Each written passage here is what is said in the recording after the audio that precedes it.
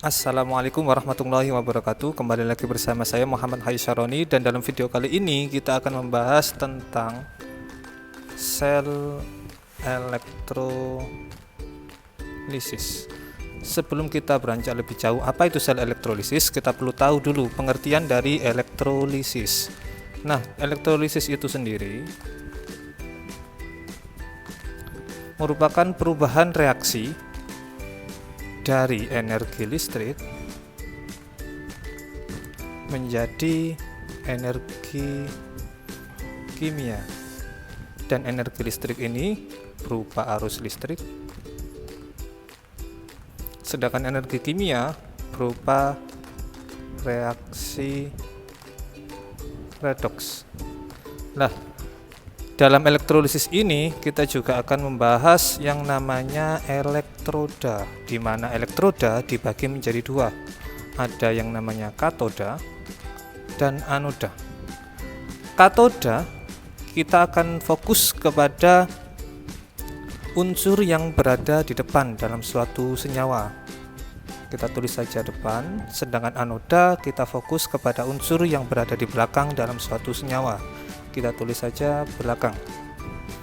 Selain kita membahas tentang elektroda, dalam elektrolisis ini juga ada yang namanya deret volta, di mana pada pertemuan sebelumnya kita sudah membahas deret volta ini, dan alangkah lebih baiknya kalau kita membahasnya atau baca Mg Al Mn air atau H2O, ZnCd CO, Ni Sn Pb HSB BiCu Hg Ag PtAu. Nah, dari sekian banyak deret volta ini dapat kita singkat seperti ini: 1A, 2A, Al, Mn air atau H2O, dan terakhir adalah H. Nah, di deret volta ini apabila semakin ke kanan, maka E0 selnya akan semakin besar, di mana apabila E0 selnya besar, otomatis semakin ke kanan akan mudah direduksi. Nah, itu tadi pembahasan tentang deret volta. Kali ini kita akan membahas tentang kation dalam. Kita lanjut ke dalam contoh soal. Di contoh soal ini kita akan membahas yang namanya larutan garam atau NaCl. Nah, dalam larutan garam atau NaCl ini kita cari kationnya, dan untuk mencari kationnya fokus kepada ini. Ini ada kata larutan, otomatis terdapat H2O di situ dan Na. Kenapa yang diambil Na? Karena dalam NaCl yang bertindak sebagai katoda adalah Na-nya. Antara H2O dan Na di sini apabila dilihat dari deret volta, posisi Na berada di sebelah kiri dari H2O karena Na termasuk golongan 1A. Sehingga katoda dari larutan NaCl adalah H2O. Kenapa? Karena semakin ke kanan akan mudah direduksi. Berarti katoda ditulis H2O di sini. Karena K konsonan otomatis akan menghasilkan basah reaksinya. Nah, karena di sini H2O, maka kita tambahi angka 2. Oke, selanjutnya kita lihat di sini ada hanya 4 dan O-nya ada 2. Karena O-nya ada 2, maka kita tulis 2OH-. Karena di sini O-nya 2, hanya juga 2, sedangkan di ruas kiri hanya ada 4, maka di sini kita tambah H2. Selanjutnya kita lihat muatan dari kedua sisi tersebut. Di sisi kiri tidak ada muatan, sedangkan di sisi kanan ada muatan 2-, sehingga perlu kita tambahi 2 elektron di sisi kiri.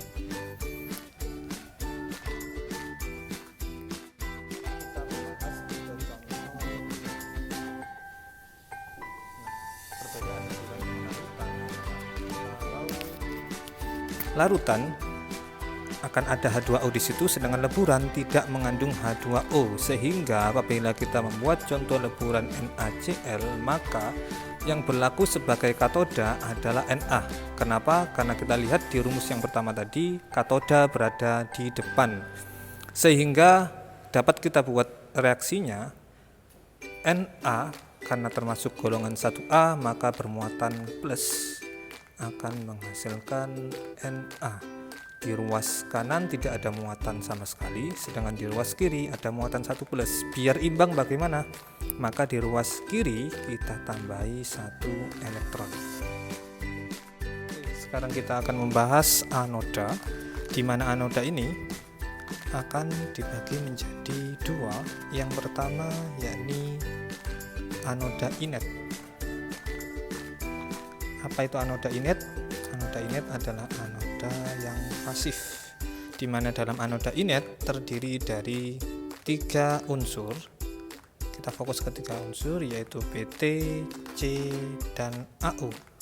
Nah, dalam anoda inet ini juga dibagi lagi menjadi 3 bagian. Yang pertama, di mana anionnya berupa asam oksi. Ingat, asam oksi. Apa itu asam oksi? Asam oksi adalah ion negatif atau anion dari larutan asam. Contohnya seperti ini. Saya punya H2SO4. Berarti jika diionisasikan, H2SO4 ini akan menjadi 2H plus SO4 amin. Sehingga inilah yang dimaksud dengan asam oksi, hasil dari reaksi asam. Nah, selanjutnya anion berupa ion OH-. Dan yang terakhir yakni anion selain dari asam oksi dan ion OH- itu sendiri. Untuk contoh soalnya bisa dilihat berikut ini.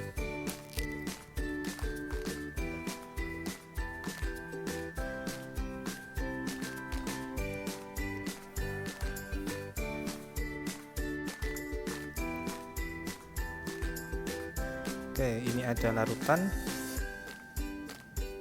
ZnSO4 dengan anoda PT. Karena terdapat anoda PT, otomatis kita fokus ke anoda inet atau pasif. Nah, dalam anoda inet ini karena terdapat larutan ZnSO4, berarti kita fokusnya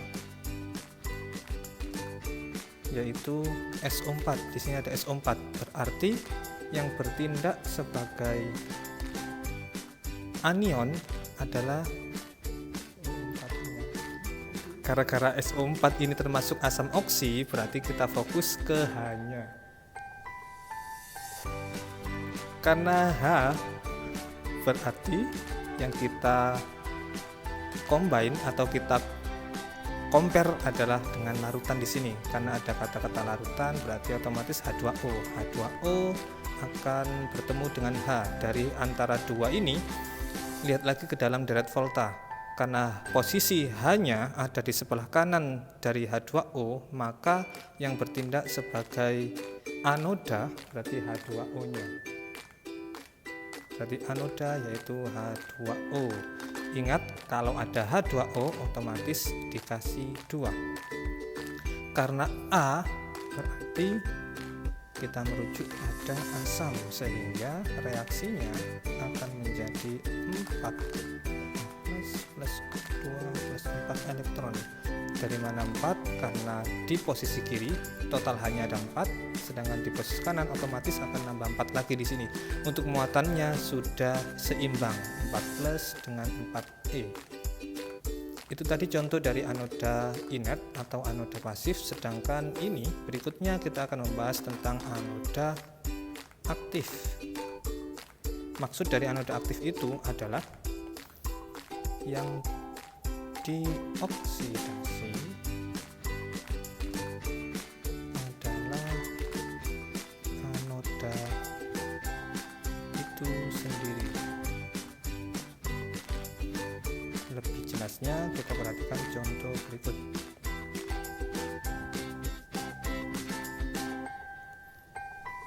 Terdapat larutan ZnSO4 dengan anoda Ag.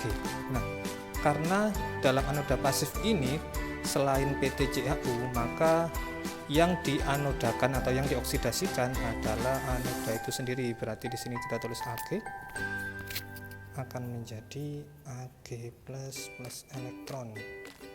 Inilah reaksi dari anoda aktif.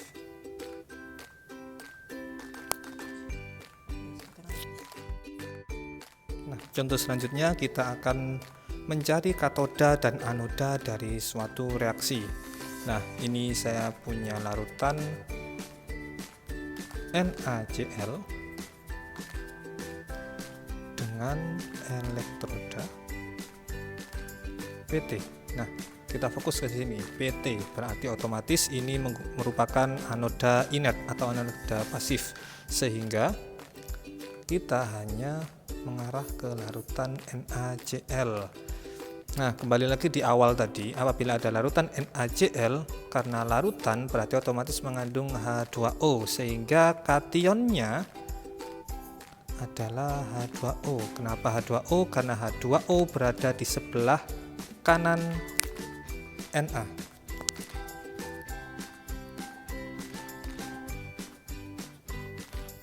Sehingga kita perlu ketahui lagi, perlu diingat lagi, kalau muncul H2O kita tulis 2, sehingga reaksinya akan menghasilkan 2OH-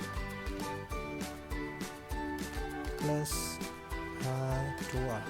Karena di posisi kanan ada muatan 2-, kita kasih 2 elektron di sini. Sebelum mengarah ke katoda, nah ini tulis dulu ya, NaCl reaksinya adalah Na plus dan Cl-. Garam dapurnya sampai lupa belum ditulis. Nah, karena katodanya sudah selesai, kita cari dulu sekarang anodanya.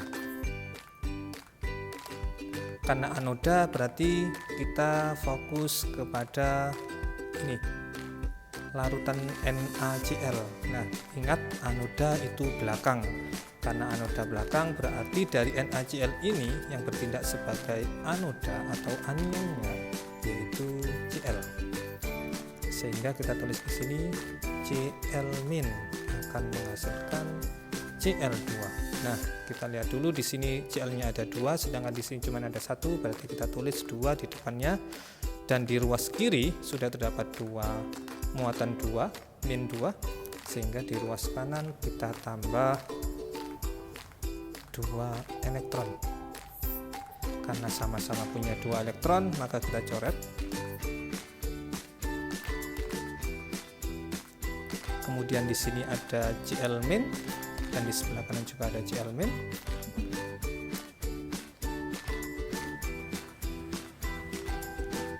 Nah, ingat karena di sini Cl-nya hanya ada 1, kita tulis kali 2, sehingga jumlah Cl- di ruas kanan dan ruas kiri sudah sama, sehingga sudah habis semuanya.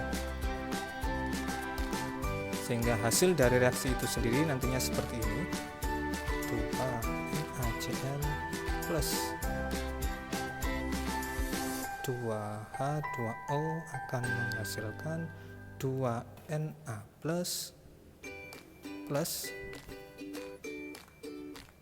2OH- dan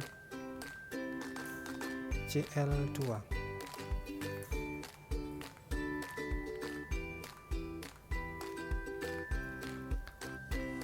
Nah, di sini 2 Na plus dari mana? Nah, ini kita lihat di reaksi yang pertama tadi kan sudah dikalikan 2, sehingga muncullah 2 OH-nya ini dan Cl2-nya ini. Oke, sudah selesai reaksinya ya. Sudah selesai kita mencari katoda, anoda dari larutan NaCl dengan elektroda Pt. Demikian video singkat ini dan semoga bermanfaat bagi kalian semua, dan saya akhiri. Wassalamualaikum warahmatullahi wabarakatuh. Tetap semangat belajarnya.